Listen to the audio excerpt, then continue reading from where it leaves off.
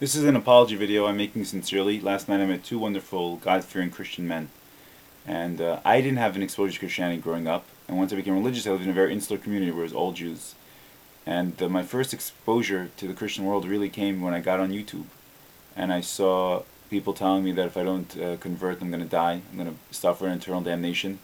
And I got very sensitive. And I made a lot of harshly worded videos about Jesus and about Christianity because I didn't understand what it was until I met these two outstanding citizens last night. So wonderful, so open-minded, so peace-loving, so mature, so intellectual, so lucid, so God-fearing. And not once did they tell me, convert or die. You're going to burn in damnation because you're a Jew. You killed Jesus. They said, you didn't kill Jesus. As far as we know, the Romans killed him. And on Stormfront.org, they say Jesus wasn't Jewish. But these guys didn't really mention that. They said he might have been. And we didn't really get into it, but I just want to really sincerely apologize. I know now, I look back and I see how harshly worded my comments were. And I just thought that people who like Jesus also liked insulting Jewish people. I wasn't able to make the distinction. There's a movie, there's a guy, Melvin Gibson, Mel something Gibson, I don't know exactly, but apparently he got pulled over and he told the cop, you Jew, you control the Hollywood and the banks. I don't know, I didn't hear the story. It's one of these secular news stories that I don't follow, but then he made a movie that the Jews killed Jesus, and they told me do not see the movie. They said, please do not see it. And I've been told by Christians I have to see it or else I'm going to die. And they told me don't see it. It makes it's gory, and it makes it look like the Jews are somehow responsible for his death. So sincerely I apologize to all my Christian viewers, and I hope you can forgive me. I think from what they were saying last night, it's definitely in the spirit of Jesus to forgive. It's just something like turn the other cheek, and he who has not sinned, let him cast the first stone. We really had a good discussion last night.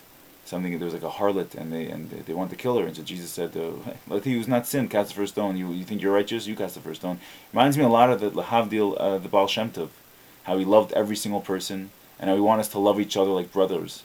And this is why I'm a chassid, because those two messages to me are extremely important. Also, Reb Meir, who was the chassid who the town of Lubavitch was named after. When they settled the place, it was before it was called Lubavitch. Reb Meir built up the place, and he was one of the founding fathers.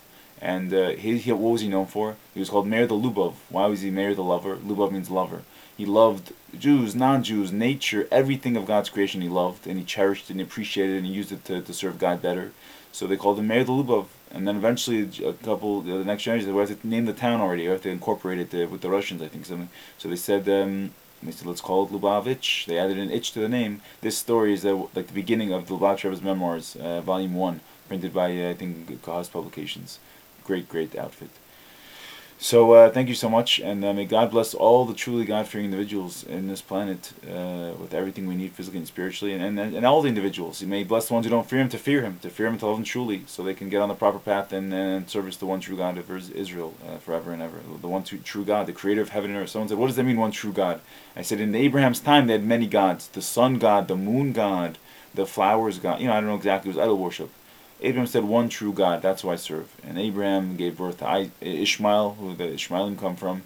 Muhammad, I think, is part of them, I'm not sure. And then Isaac, and then Jacob, and then Yehuda, King David, and etc., etc. All those people come from there and believe in the one true God of Israel. That's how Israel got his name, too. Abraham, Isaac, Jacob. Jacob's name later became Israel. Thank you so much, and may God bless us all in peace. And may we merit to end economic disparity on this planet. Thank you so much.